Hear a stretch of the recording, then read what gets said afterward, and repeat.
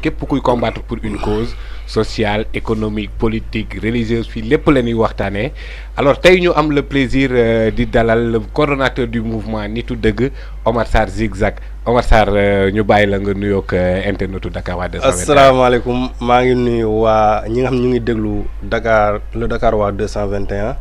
Pa Moussa Sow ñu ngi lay ziar aussi di la bëggee di la nuyu bu baax di nuyu aussi techniciens yi ma fi fekk.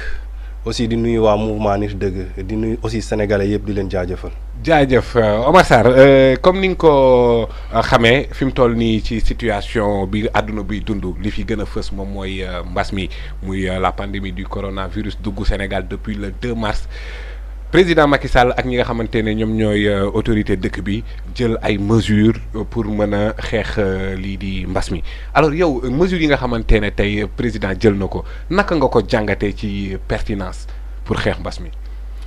waaw maa ngi nuyuwaat ñëpp d'abord parce que xam nga mbas mooy épidémie wala mu nekk pandémie day am très souvent ci àdduna am na fi amate fi jamono yenent bi amoon na fi jamono ñoom maam El Hadj Malick amoon na fi. donc suñu xëyee rek ñu ni ñu am na beneen mbas bu amaat ci àdduna bi tamit mënuñu xëy rek weddi ko il faut ñu gëm ni mën na ñëw parce que yàlla ci boppam bi ñu bind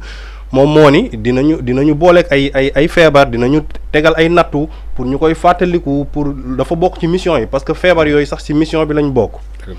donc bi affaire bi amee Chine ñun aussi mouvement Nitu Dëgg bi ñu ko yëgee rek xam ni affaire mu ngi commencé tas ci àdduna bi ñun li ñu njëkk a def mooy ñu njëkk a wax mooy. président bi na teel a jël ay matuwaayam tëj suñu frontière comme suñu réew ngandul te ñun amuñu doole pour xeex ko nañ tëj suñu frontière malheureusement tëjuñu ko loolu mooy première faute ba premier cas bi dugg après affaire yi nit ñu commencé janaxee xam nga président jël ay mesures tëj université yi tëj école yi tëj jumaa yi et cetera mais commencement bi ñëpp a tiitoon moo tax commencement bi amul kenn ku doon contester mesures yi parce que sooy dégg ay 500 morts ay 800 morts aux États-Unis en France wala Espagne da nga naan mais nañu def ndànk mais bu ñu dawalee ba ci biir lañ doon yaakaar ak lii nii bokkul ci côté information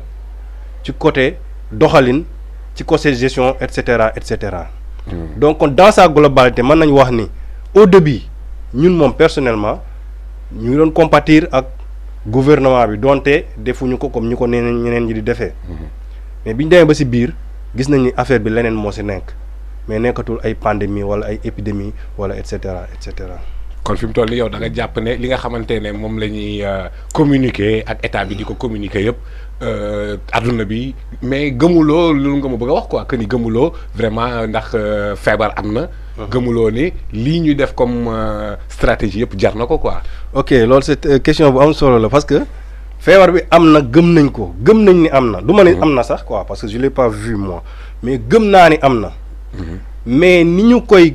ñuy véhiculer information bi ni ñu koy doxalee ni ñuy gérer feebar bi gëm naa ni c'est faux. ah bon waaw lan moo ci faux. parce que bëri na ay information yu dul jeex yoo xam ne ñu ngi génn état bi day xëy wax benn information les concernés direct génn démentir ko loolu xanaa xamoo loolu su dee benn information lu mu ndaw dafa waroon jaral état su fekkee mu ngi ci dëgg. dafa waroon jaral état mu ñëwaat ci dossier boobu. état su gëmee ni moom mu ngi ci dëgg. mais Omar Sarr pour man problème mu existence ou non pandémie bi. pour man loolu ça devait être banal quoi parce que non seulement gis nañ ñu xam Pape Diouf gis nga États-Unis gis nga France gis nga feneen ak feneen. donc boo toogee di remettre en cause l'existence même. de la pandémie man daf may jaaxal mënoon nga ne nag peut-être li ñu teg ko mesure d'accord ci. mu doon nañ def nii au lieu de nii mais l'existence. coronavirus. loolu man ku koy remettre en cause. non nee naa la gëm naa nee naa la. déjà 32e mort tey ci Sénégal. d'accord loolu la ñu wax. mais gëm naa ni am na. mais dama ne la liñ ci laxas dafa bëri te bokku ci. te loolu moo terroriser nit ñi en fait li nekk ci ginnaaw pandémie bi moo gën a sonal nit ñi sax que pandémie bi. te loolu moo baaxul. mais c'est-à-dire surmédiatisation boobu noonu daf la tiital quoi yow. surmédiatisation bi mais ba pare ni ñu terroriser nit ñi.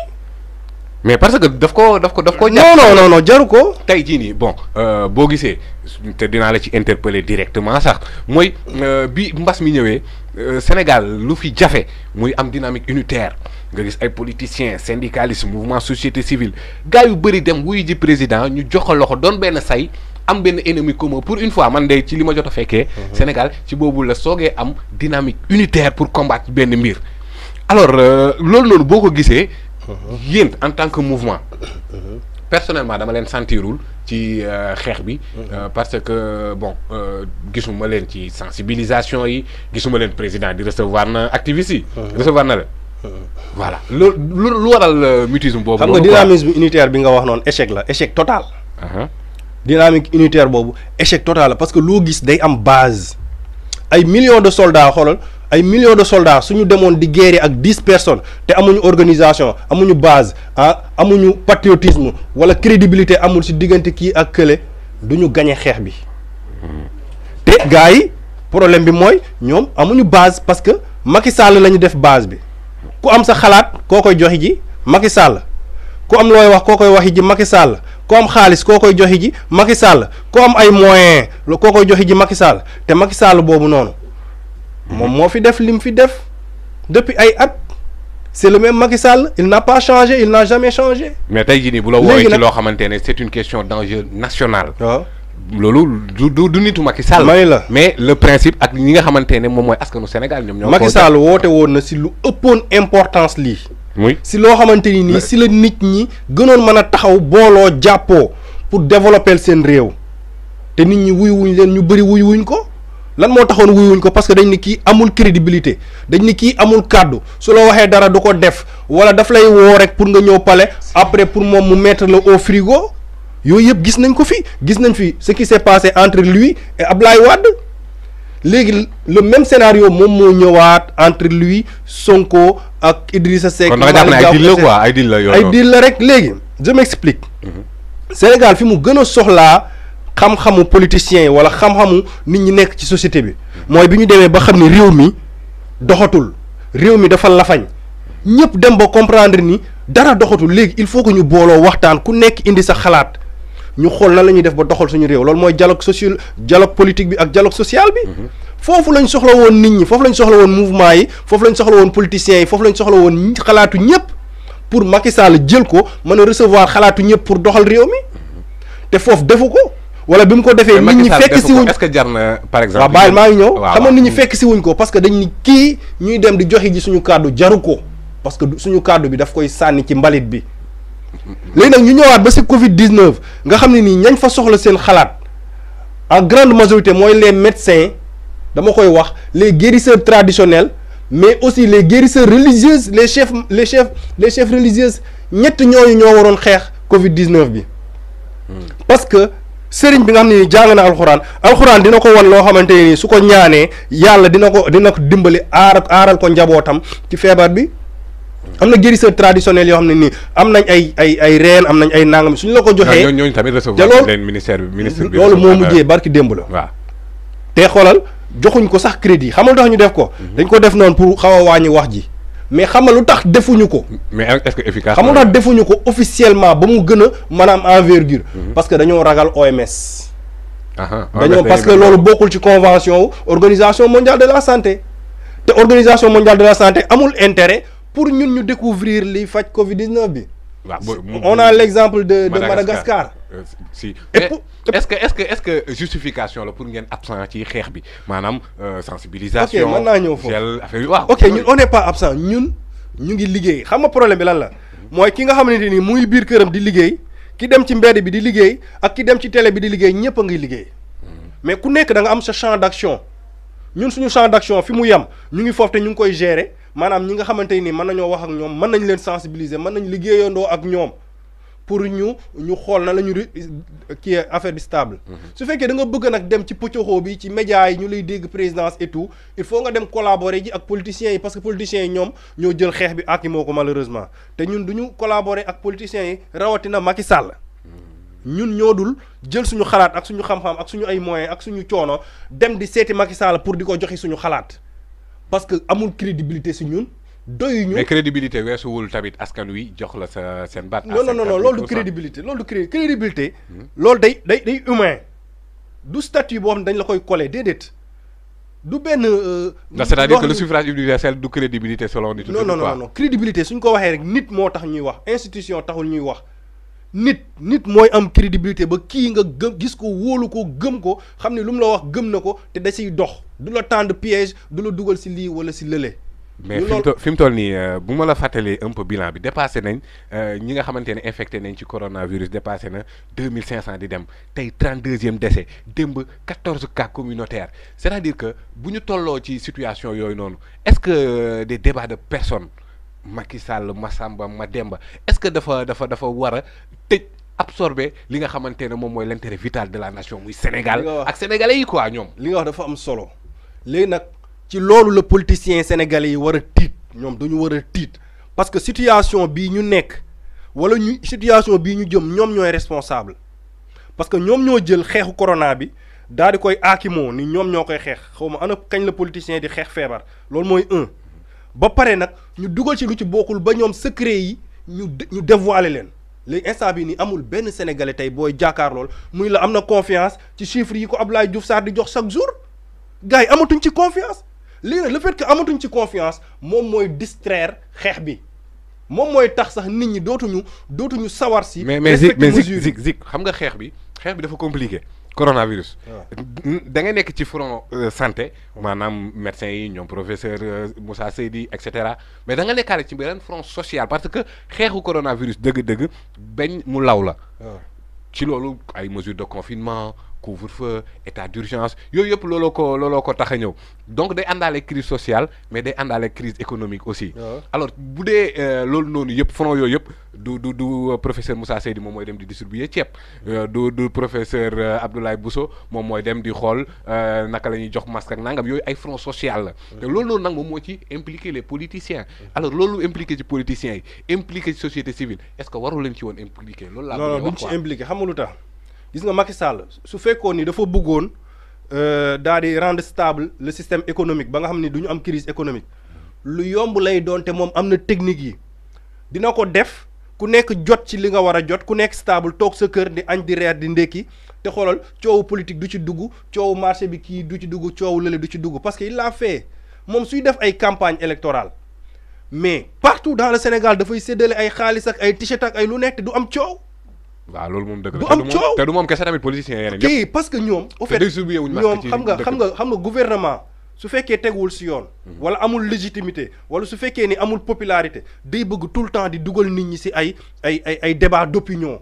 di créer benn scandale pour nit ñi nekk si di coow suba guddi ak bëccëg pour ñoom ñu dem nekk si leneen parce que ñoom seen bopp moo leen intéressé ñoom politiciens yi au fait ñoom li ñuy jóg di def nii yëpp defuñu ko pour population bi ñun bu ñu nax suñu bopp ñii gëmuñu faalewuñu te amul lenn si ñoom ak seeni ay njaboot yoo xamante ni ñoom ñu ngi ko dépendre si réew mi. mais c'est que seen avenir dépendre ruñ ko seen réew mi seen wér-gu-yaram dépendre ruñ ko si réew mi seen njàngi doom yi dépendre ruñ ko si réew mi ñoom dañoo nekk fii rek parce que dañ fi am ay privilèges dañ fi am ay ndongal tànk parce que ma dugal benn wax bu ma metti boo xam ne maa ngi koy wax depuis des années Omar Youm moo ko tax a wax ko. mu ni nous préparons deux mandats pour le président et un mandat à l'ONU. au fait loolu mooy war ni ñoom loolu mooy seen objectif léegi nag comme ñoom mandat ONU bi mooy seen objectif xam nga bi am nañ ko ba pare léegi kon ci bii nii au lieu que ñu exercer. maanaam Macky Sall nekk secrétaire général Nations Unies. loolu lañ bëgg en tout cas mais au lieu ñu exercer pour doxalal réew mi. non dañuy xool nan la ñuy def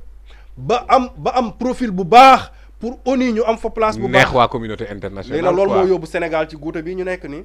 moo tax le Sénégal n'existe pas c'est la France qui existe on est la France. loolu la ñuy xeex depuis des années dañoo wax ba sonn. ok mais Omar Sarr boo xoolee bon mesures yi nga xamante ne président Macky Sall njëkk na ko jël xëy na dem na ba 2 mois de pandémie ñu ne nañ revoiraat la stratégie ci noonu ñu alléger couvre-feu bi xaw a wàññi assouplir mesure état d'urgence bi. ne élèves yi le 2 mën ngeen dem ñi nekk en classe d'examen mën nañ dem ubbi école yi jumaa yi tijji jàkka yi tijji naka nga apprécier mesures yooyu noonu d'assouplissement. merci gis nga allégé boobu mu allégé mesures yi moom mooy confirmer li ma doon wax tout à l'heure loolu mooy wan ni ñoom dañoo yàkkamte woon décision yi ba pare décision yi ñu jël baaxul parce que su fekkee ni décision yi baax na su fekkee ni information yi ñuy joxe ministère baax na 2800 contaminés su fekkee ni loolu baax na kon du ubbi école yi du ubbi jumaa yi du ubbi waat marché yi donc kon ñoom ñoo remettre en question ñoom seeni ay kàddu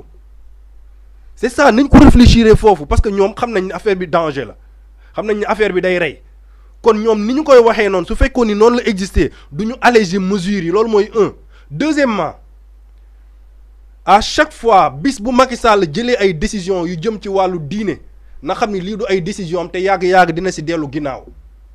parce que Baye Niass dama koy wax mu ni Baye Niass waxoon na ni Senghor jamono ñi Senghor ni day def couvre-feu day tëj jumaa yi Baye Niass ni ko nag mën nga ñu jiite ci république bi mais ci wàllu diine doo ñu mës a décider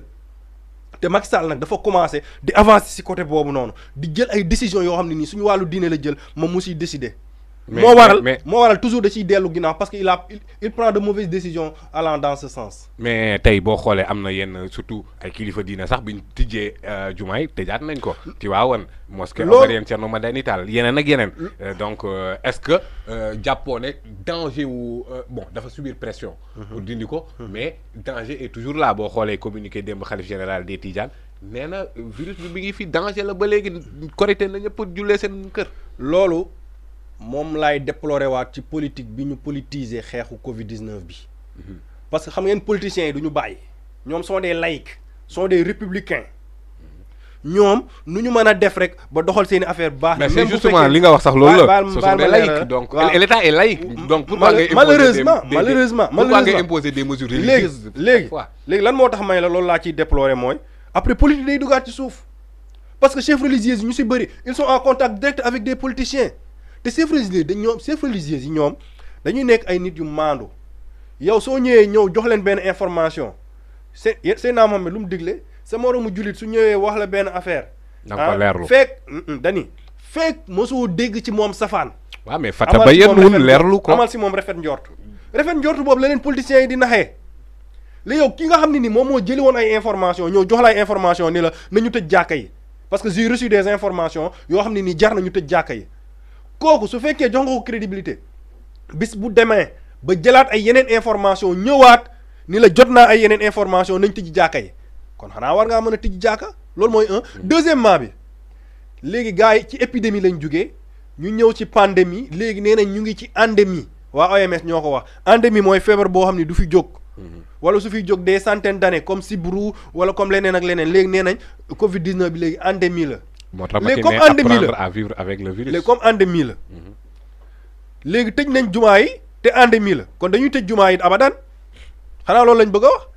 léegi il faut que ma wax ko chef religieux yi ni leen samay sëriñ lañ man taalibe sëñ Babacar Sy laa taalibe sëriñ Cheikh laa. dëgg la mais dañ leen di wax ni leen feebar bi léegi nekkatul épidémie nekkatul feebar bu fi nekk te du fi jóg te di fi jóg feebar bi day continuer. comme day continuer nag ñun mënuñoo continuer tëj jumaa yi ba abadan suñu demee lan la ñuy wax yàlla nañu ubbi jumaa yi su fekkee ni feebar bii moom moo war a tukkil àdduna au moins période bi àdduna bi di tukki dina fekk ñu ngi dem jumaa ñu ngi dem jàkka ñu ngi jaamu yàlla ni mu waree. moo gën ñu tëju bañ a jaamu yàlla ni mu waree ba àdduna bi tukki léegi suñu demee ban compte rendu la ñuy jox suñu borom. mais sa xarit loolu yóbbu na ko prison encore une fois ak. une santé vraiment relative quoi muy Karim Xurum Xaq ñu ngi koy ñaanal yàlla mu génn foofu noonu mu nekk mais naka nga jàngatee loolu c'est-à-dire que état bi fawul avec ces mesures yi nga xamante ne moom la jël donc mu am nu mu waxee génn leen ñu dem julli ji xaw ma fan et cetera kii boobu noonu c'est-à-dire attitude va-t-en-guerre boobu noonu te dañ koy seetlu à chaque fois ci Karim Xurum Xaq dañ koy seetlu ci activistes yu bëri parfois dañuy demee noo xamante ne xëy na ñoom ñooy kii yow te boo xoolee Karim bu yàggul recevoir ay intervention chirurgicale ak yooyu noonu. naka nga apprécier situation boobu ak seen soutien ci moom naka la demee. Karim j'apprécie d'abord son engagement parce que on a sillonné presque 7 ans ou 8 ans ensemble xam naa ko ci engagement ci patriotisme ci bëgg réewam mais ñun activistes yi xam nga lu ñu gën a sonal suñu amul maîtrise en soi rek. gars yi dañuy ubbil kàmb ñu daanu si parce que am na loo xam ne ni day arrivé da lay métti la mais soo nee damay jóg arraché ko léegi rek da ngay daanu parce que avant Karim di def vidéo boobu ñun def nañ live Facebook suñu compte. On a déploré ça on a demandé à ce que les mosquées soient ouvertes on a demandé à ce que Macky Sall mu joxaat chefs religieux yi seen pouvoir mais on l'a fait avec la manière donc Karim même objectif bi. ñun ñoo bokk même objectif bi mooy lu ñu bëgg mooy nañu ubbi jumaa yi nañu bàyyi ñu jaamu ji yàlla feebar bi suñu waree yóbbu nañu yóbbu mais feebar bi moom ñun ragal feebar bi wulul mën a tax ñu bàyyi suñu diine. mais après bi mu waxee ci biir ay kàddoom gars yi gis nañ ni jël na ay kàddu yoo xamante ni c'est discourtois wala lu mu mën a doon. après ñu wax aussi tamit parfois nañuy xool. responsabilité léegi man nag personnellement c'est-à-dire kàddu yooyu noonu man du ma wax kàddu yooyu wala su ma koy wax xam naa dama koy rëccile mais période bi ñu toll nii dafa nekkul période boo xamante nii dañoo soxla état buy ñëw di jàpp ay nit. mais bu ñu nee couvre-feu état d'urgence c'est-à-dire que dañoo restreindre les libertés. loolu moom mooy état d'urgence. ñu réduire liberté yi. du lu la neex ngay waxee du fu la neex ngay génn. mais n'est-ce pas ils ont demandé la collaboration de la population. mais justement. non nit nag mënoo ko laaj collaboration ba pare nga collaborer ak nga opposé wu ci li ñuy def bokkul. non mais gi nga mu ko yàgg di wax ñun dañu soxla état boo xam ne nii day juboo ak population état boo xam ne day waxtaan ay day ramener sax ay population état dafa war am ay sociologue yoo xam ne nii suñu gisee benn nit bu tegu si benn yoon sax ñu xam ne kii ñu boole ko kooku sax muy dem di waxtaan ak moom parce que ñoom ñooy état. ñoom ñooy le pouvoir absolu nee nañ. ñoom kay war nañoo mën a raisonner nit ñi su fekkee ni li ñuy wax dëgg la mais non du question seen arme rek toujours la ñu war a jël pour redresser nit ñi non loolu mooy dernier recours mooy jël nit garde à vue tëj ko juger ko loolu moo war am nekk dernier recours pour un état normal. malheureusement on n'a pas un état normal moo tax nii lay demee. mbokk yi ñu ngi leen di fàttali ne ñu ngi dalal Omar Sarr di coordonnateur mouvement Nitu Dëgg mu ñëw fi tey ci coin des activistes Omar Sarr tey bu ma la bëggee interroger directement ci ni ngeen di doxalee parce que man dama seetlu combat yi nga xamante ne ñëpp ci àndandoo surtout activistes yi aar lu ñu bokk ñoo lank et cetera doo ci mës a gis Nitu Dëgg. waaye boo ñëwee gis ay combat yoo xamante ne kenn du laal ay terrorisme booy nga gis waa Nitu Dëgg taxaw ci kalam yenn xew bi mais loolu nu mu demee noonu ci foo leen jëlee yooyu idéologie quoi. ok merci Pa Moussa xoolal léegi rek laay seetaan benn vidéo maam Abdoulaye Sy Dabakh muy wax ni yàlla nee na jamono ju nekk lu jamono ji pëccoo lu jamono ji jaxasoo lu nit ñi lu ñu bon dina fa am ay pion yoo xamante ni dinañ fa nekk. di ko taxawal te lépp lu ñuy def ñu koy def pour teg ko ci dëgg kese ñun nag ci taxawaay boobu la ñu bëgg a nekk ànd seeg suñu imaam yi waa ànd Sàmm Jikko ñoom professeur Babacar Mbuub Cheikh Omar Diagne ñoom imaam Fallou Lo ñoom sëñ Adama Mbuub ñoom imaam Makhtar Sarr et cetera au fait dañoo wax nitu dëgg pour la restauration des valeurs. nitu dëgg pour la défense de l'islam loolu dafa nekk ñaar suñu credo yoo xam ne ni moo ñu gën a intéressé. ba tax ku jiñ terrorisme nga taxaw ci kanam. ok su fekkee ni xam nañ ni lii complot la contre la religion parce que xam nañ ni opinion internationale bi fi mu toll nii lenn rek mooy seen problème sëñ Cheikh Fall mu ngi koy wax la fois passée mu ni xeex diine l'islam moo leen teree nelaw léegi nag nu ñuy def ba jëlee fi diine l'islam moom mooy seen objectif léegi nag ñun nitu dëgg ñun nu ñuy def ba défendre diine l'islam ba. pousse bi nga xamante ni ñoom maam Borom Touba ñoom maam El Hadj Malick ñoom maam Baye Niass dénkoon nañu ko mu bañ a réer ci suñu ay loxo ñun génération bi te su réeree suñu ay loxo les générations qui viendront après nous ñoom dinañ ñu mere parce que dinañ xam ni ñun affaire bi moomuñu ko te réeral nañ ko. mais loolu dina jafe de Omar Sarr. mais xoolal c'est un combat qu'on doit gagner et qu'on va gagner xam nga lan moo tax. parce que nous sommes avec Dieu nous sommes des partisans de Dieu 313 lañu woon non saxaaba yi doon dem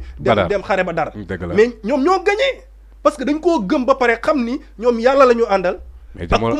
ak jamono ji fi mu toog conspiration internationale. ok si loolu laa ñëw Macky Sall di woote nouvel ordre mondial. yooyu vous imaginez léegi nag soo conceptualiser combat Covid 19 bi. ak nouvel ordre mondial boobu Macky Sall di annoncé te mu jëlee ko si Macron après sa xel day tey. parce que nouvel ordre mondial mooy ñoom franc-maçon yi dañoo boole ni léegi dañoo bëgg benn kàddu mooy am ci àdduna bi te ñoom ñoo koy joxe léegi nag dañu bëgg jaar à travers Covid 19 bi pour ni feebar bu bees ñëw na fi ñun ñëpp par force ñooy bokk nañ koy xeexee loolu musul am ci àdduna feebar boo xam ni dañu lay imposer nii la nii nga koy xeexee kii ñu imposer ko nii nga koy xeexee lan moo tax ñu bëgg leen ko imposer lan moo tax ñu bëgg a déployer ay moyens yu bëri pour ni na ñëpp bokk ni ñuy xeexee Covid 19 bi parce que dañoo bëgg tester seen bopp pour xool est-ce que ñoom seen doole fi ñu koy natt egg nañ fa su fekkee egg nañ fa nag après feebar bi rek ñoom dañuy déclarer seen nouvel ordre mondial boobu noonu su dee neexee sax dañuy changer xibla bi ñu ni mosquée yi jaakaarloo woon penk yëpp nañ leen toj nañu wëlbatiku vers Israël lu leen neex dañ koy wax après. mais boo xoolee yooyu léegi loolu noonu soo ko indiwaatee fii Sénégal xam nga Macky Sall moom seen partisan la. parce que la ñu wax moom loolu lay wax. yaa ngi dégg léegi nag soo ko indee fi Sénégal xoolal est-ce que Macky Sall deful démonstration de force au Sénégal ces 2 derniers mois def na démonstration de force et il a réussi loolu nag ku ci tiitul est-ce que démonstration de force la tamit est-ce que du force démonstration de force la te loolu ku ci tiitul ah yow xamal ni tu n'as pas compris démonstration de force bi Macky Sall fexe na ba wan Sénégalais yëpp ni leen man ak samay force de l'ordre mën naa leen a neutraliser kenn du jóge fa mu nekk te la ma décider moom ngeen di def donte àndu ngeen si wala sax kenn du wax loolu il a réussi da ngay woor ba ngoon sax bëgg a génn jëndi reer doo jënd reer da ngay nekk fii Pape Barham fii la nekk jabaram am doom Kaolack mënul dem sax tuddi ji doomam et cetera et cetera léegi nag démonstration de force bi réussir nañ ko léegi bu ñu ko réussir ci àdduna bi rek ñoom dañuy suñu diine yi la ñuy changer ah. dañuy wax ni bu kenn noddati ci kaw xam nga am na ay temps Abdoulaye Daouda Diallo bi muy nekk ministre de l'intérieur génne woon na fi arrêté mu ni kuy def construction mosquée da nga koy ñaan autorisation. mais loolu yoon construction tamit yow xam nga construction non su dee construction. du ministère de l'intérieur ngay ñaan autorisation. mairie nga koy ñaan effectivement waaw. ministère de l'intérieur c'est parce que mosquée yi la ciblé mosquée yi moo koy déranger suñu jógee ci loolu dañuy wax ni rajo kuy noddu fajar da ngay ñaan autorisation wala ñuy la ki nekk sa wet da nga koy yee. waaw mais est-ce que du. léegi loolu mooy taal réew mi apologie au terrorisme c'est-à-dire que dëkk yi terrorisme explose yëpp liberté d'expression torop bu ñu jox imam yi jumaa yi ba ñu dem ba parfois ñu radicaliser wu et cetera quoi. c'est-à-dire que si ay xeetu mbir la yoo xamante ne foog naa ne muy nitu dëgg boo leen ciy dugg est-ce que dina am benn gëstu bu profond bu waral lan moo waral combat yii nii lan moo waral mesures yi wala nga xool ay problème homosexuel LGBT dañ leen ciy gis souvent ngeen di lakk yére Wally Seck. c'est-à-dire que yéen da ngeen sadik. dañoo sadik ñun dañoo dee te dañoo dëgër bopp ci li ñu taxaw nii te duñ ci jógee gis nga liberté d'expression bi nga njëkk a wax noonu moom la ñu analyser ba mu war a may ñu noddu ci jàkka ji parce que liberté d'expression boobu moo permettre Macky Sall mu dem ni je suis Charlie parce que ki ñu rayoon foofu noonu en France parce que da doon saaga Seydina Mohamed ñu ray ko Macky Sall dem ni am na droit wax ko je suis Charlie donc kon ñun tamit war nañoo am liberté d'expression parce que xam nga loo gis base la ngëm-ngëm ñun dañoo gëm ni yàlla moo ñu créé moo ñu jox ay digal ay dogme mu ne ñu lii mooy religion bi lii ak lii ngeen war a def loolu la ñu gëm loolu la ñuy def ni ku gëm leneen defal leneen mais bul ñu bàyyi bul ñu teree def lu ñu gëm loolu mooy problème bi léegi nag ku mel ni Bill Gates par exemple gëmul ni yàlla moom àdduna bi gëmul ni yàlla mooy sàmm ñi nekk ci àdduna bi moom dafa gëm ni moom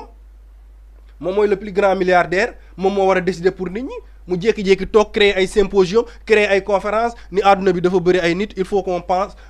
à la réduction de la population mondiale surtout en Afrique léegi mu bëgg ñu fee indil ay vaccin ak ay lu nekk pour rey lu ñu ba pare Macky Sall xoolal jox ko sans validation ministre Abdoulaye Diouf Sarr jox ko sans validation léegi jox nañ confiance Bill Gates te Bill Gates àdduna bi yëpp même aux États-Unis ñu ngi fay defar ay pétition contre Bill Gates même aux États-Unis léegi ñun suñu réew ñun jox nañ confiance Bill Gates léegi nous allons combattre cela. vous allez combattre cela loolu lu leer la parce que yàgg nañ leen di gis ci xeetu ay combat mais Omar Sarr temps bi mu ngi ñuy njatt te bëggoon naa xam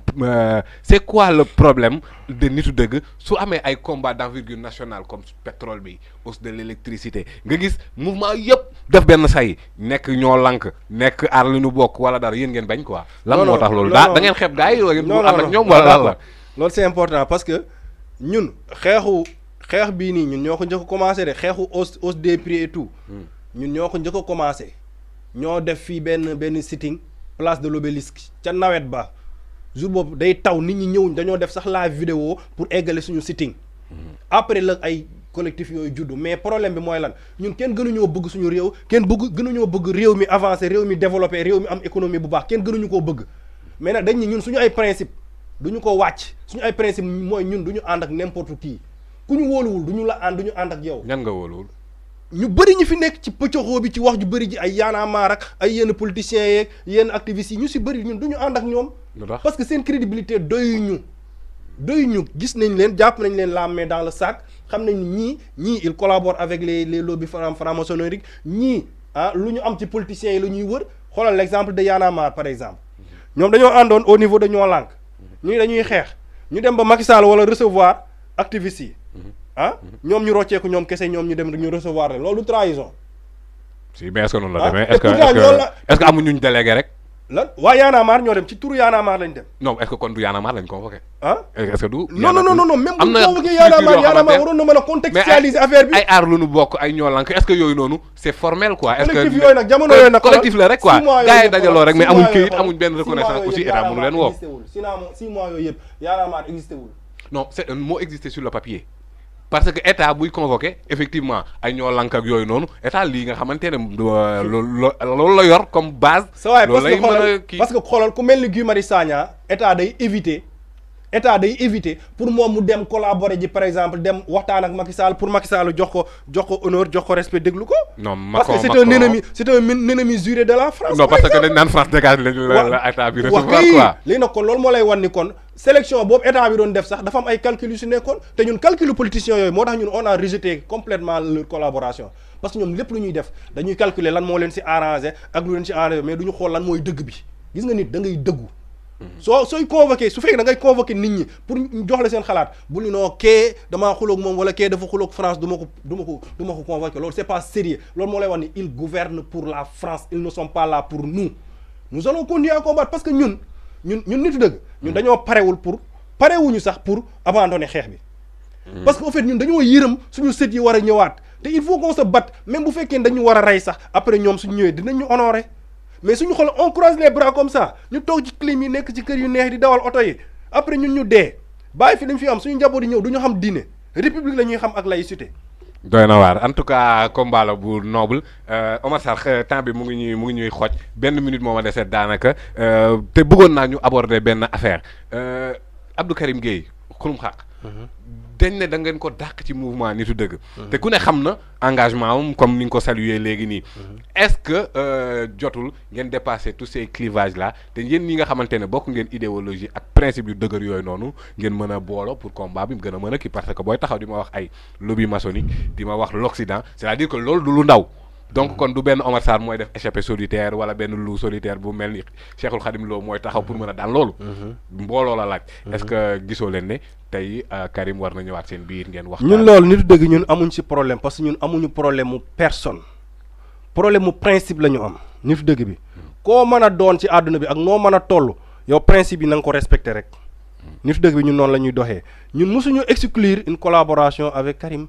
mais dañoo am suñuy principe te moom ci boppam xam na ni ñun du ñu jóg ci principe yooyu ñu taxaw temps yële Babacar Ndiaye maa ngi koy félicité mu ngi ci doon dox ay tànk jàmm pour xool nan la ñuy def ba gisee Karim nangam moom membre ci mouvement bi la mais xarit la ci Karim Tunkara ñëw na ba seet si ñu. sa chargé de mission président. waaw ñëw na ba seet si ñu waxtaan ak ñun. ni ñu waa yéen nitu dëgg léegi dama bëgg boobu Cheikh Fall a nga fa woon ñoom Ibrahima Touré yow yaa nga fa woon keneen ak keneen mais yéen nitu dëgg man daal dama bëgg woo Karim woo leen ngeen toog ñu waxtaan ñu xool daal parce que daal yéen a bokk li ngeen di kaas yéen a bokk discours. c'est ça quoi loolu la. yaa ngi dégg. mu wax ñu lool ñu ne ko amuñ problème mu ni est-ce que Tunkara mu ni est-ce que may ngeen ma autorisation ma organiser rendez-vous boobu ñu ne ko y a pas de quoi mu woo Karim wax ko Karim dafa coupé téléphone bi ni ko waaw d'accord am problème boo ma woowee rek pare naa mais dafa coupé téléphone bi ngeen def live vidéo ni Sénégal wax leen Tunkara bu ma woowati. parce que Tunkara dafa rejoindre Macky foofu la doon waxee quoi. non mais bu ma woowee téléphone bi une minute après la ngeen def live vidéo bi. non c'est que Tunkara dafa rejoindre Macky délégué ko enfin wala moom mu nekk conseil spécial u Macky. non la moo tax bi mu ko woowee téléphone waxu ko. waaw mais parce que xëy na loolu noonu. moom léegi lan moo ñu dugal ñun nitu dëgg. lan moo ñu dugal ci live vidéo boobu. waaw mais est-ce que ba mu ni ñun su fekkee Tunkara day ñëw di ñu jox xaalis ak yooyu. est-ce que yéen a contradictoire parce que Tunkara yow wax nga ko léegi doo leen collaborer ak waa Macky Sall. doo leen collaborer ak ay politiciens. te Tunkara fu mu jugee ci cabinet président. c'est pas une collaboration xam nga képp comment ça s'est passé Tunkara moo woo ni ma Omar man la Tunkara dama am benn projet dama war a wër mouvement citoyen activiste yi nekk ci Sénégal yépp recueillir seeni ay idées lan moo leen metti ci réew mi nan lañ bëgg ñu doxalee réew mi après dama koy defal benn genre rapport jox ko président ma ne ko ñëwal su ngeen ñëwee ñu wax la seen xalaat Tunkara ñëw ñu recevoir ko ñu wax ko suñu xalaat te ba mu ñëwee dégg na te la mu dégg si ñun man xam naa ni du ko dégg feneen dëgg la donc loolu rek la woon dañ ko doon jaalale suñu message rek. question d'idéologie bu am solo ci mouvement nitu dëgg yegg si nañ à la fin de l'émission di remercier bu baax suñu gan Omar Sarr Zigzag ñu bàyyi la nga def sa dernier mot. waaw di jégalu waa mouvement bi tey xaw naa tàng sax tuuti te gars yi dañ may tere loolu di leen nuyu bu wér ñoom Serigne Cheikh Fall sama professeurs yi ñoom Idi ñoom Oustaz Loum ñoom Mamadou Sy et cetera ñoom Cheikhul Khadim Lo maa ngi leen di jégalu si erreur yi ma def ci communication bi mais di leen wax ni dama ko waxoon ma ni au fait ñun ci li ñu nekk ni ñoo ko choisiral suñu bopp ñun dañuy xëy di liggéey souvent suñu li woowee dañuy bàyyi liggéey bi ñëw nekk c'est quoi c'est un choix parce que vidéo Maam Abdou bii rek daf koy confirmer dañoo gëm ni lii mooy le vrai jihad mooy vrai jaamu yàlla bi ñuy jaamu yàlla en dehors de julli yi ak woor yi ak joxe asaka yi et cetera moo tax ñu nekk si mu jaral ñu lu ne c'est notre choix nous l'avons choisi. macha allah kooku la Omar Sarr Zigzag di coordonnateur ci membre mouvement Nitu Dëgg alors ñi nga xamante ne ñooy suivre le Dakarois 221 on est à terme de l'émission di leen jox rendez-vous aussi le samedi am na ay réaménagement yi nga xamante ne am na ci le coin des activistes léegi ñaari yoon lay am par semaine mardi ak samedi donc le samedi prochain incha allah dinañ dellu si waat ci plateau bii nii waxtaan ak yéen ak beneen activiste bu ñu nar a invité alors d'ici là restez connectés. L'information continue en temps réel sur www.dakarois221.com émission bii nii mën ngeen koo dabuwaat ci suñu chaîne YouTube D221 jërë ngeen jëf. tax ñuy ñaan askan wi ngeen fagaru.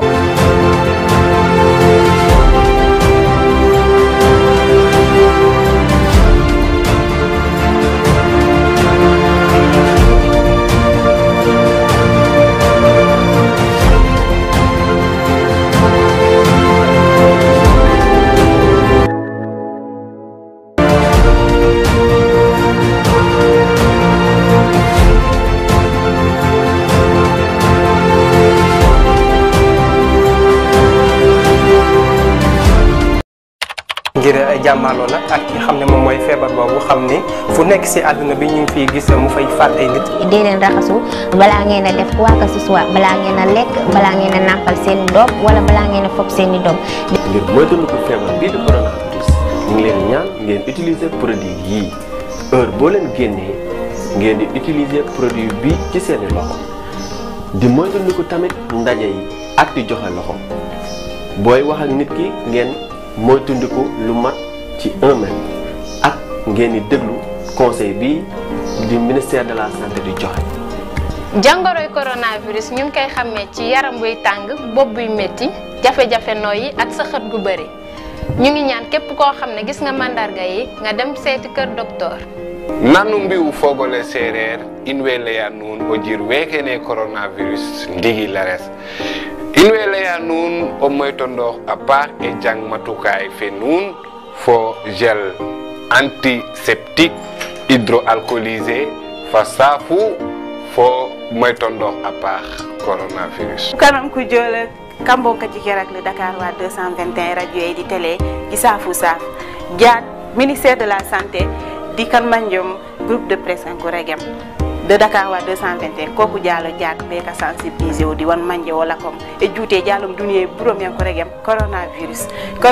kankan e juute no manje jaate so fi jaabane yokkeni bare wo jebe kane mu famman wakene manje wito jaabu jomorom no juk température mama be ka rembor wi kun mbanu juk pumera kiya kan mante beri mbay sigire ye kan mante baban manje les poumons ma kan beri nungol nu tay galabe hôpital balay juute fame benene bare po wono sa wala comme coronavirus nungol nu tayayo jaatu pour jaade lu be yaw pour ja mbanu de nungol nu yeken bu reñam nga mu gol ngene ya di wono son ngene ko gor ko ala ni portable wono gor wo nungol de pora nga sefine mu pass ngene ya sefine annonce na wona ba ci bitiges d'annonce nungol de po nga won manje wala comme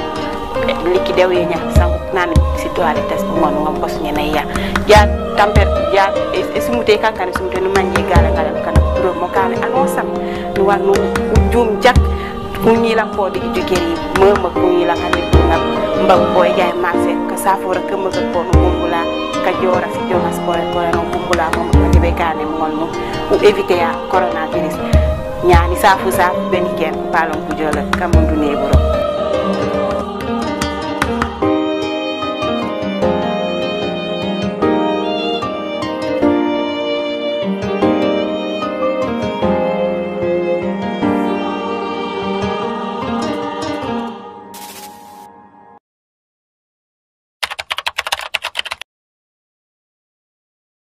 jàngoroy coronavirus lu am la suñu réew looloo tax ñuy ñaan askan wi ngeen fagaru. fàttali na leen coronavirus lu am la ci Sénégal ngir moytandiku feebar boobu ñu leen di ñaan ñu topp tegtal bi nga xamante ni moom la ministère de la santé joxe. salaamaaleykum sama gars yi maa ngi leen di bëggee di leen siyaar ginnaaw bi ñu respecté li ministère de la santé santaane mooy moytu rassemblement maanaam ndaje saa su ne nañuy di utiliser lii di saabu ak antiseptique ak gel bu mu mënti doon ngir xeex ak wopp bi di coronavirus. dama leen di xamal ne lii di feebar coronavirus lu am la ngir jàmmaloo nag ak ki xam ne moom mooy feebar boobu xam ni fu nekk si àdduna bi ñu ngi fiy gis mu fay faat ay nit. dee leen raxasu balaa ngeen a def quoi que ce soit balaa ngeen a lekk balaa ngeen a nàmpal seen doom wala balaa ngeen a fob seen i doom. ngir moytandiku feebar bii di coronavirus ñu ngi leen di ñaan ngeen utiliser produit yii heure boo leen génnee ngeen di utiliser produit bi ci seeni loxo di moytandiku tamit ndaje yi ak di joxe loxo booy wax ak nit ki ngeen moytandiku lu mat ci 1 mètre ak ngeen di déglu conseil bi di ministère de la santé di joxe. jàngoroy coronavirus ñu ngi koy xàmmee ci yaram buy tàng bopp buy métti jafe-jafe nooyi ak sa xët gu bëri ñu ngi ñaan képp koo xam ne gis nga mandarga yi nga dem seeti kër docteur. nanu mbiwu fogole séeréer in way leya nuun o jir weekene coronavirus ndigi lares in way leya nuun o moytondoox a paax e jang matukaay fe nuun fo gel antiseptique hydroalcoolisé fa saafu fo moytondoox a paax coronavirus. kanam ku joole kambonka ci kerak le Dakar waa 221 rajo yi di télé ci saafu saaf